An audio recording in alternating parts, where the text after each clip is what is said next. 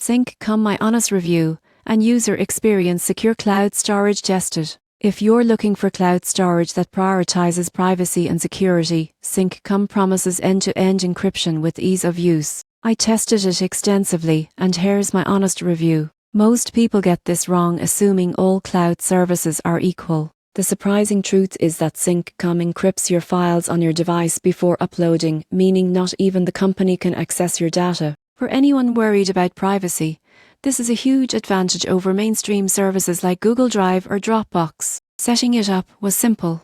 I installed the desktop app, linked my account, and could drag and drop files immediately. The web interface is intuitive, with folders, shared links, and collaboration features that work seamlessly. File sharing is secure and flexible.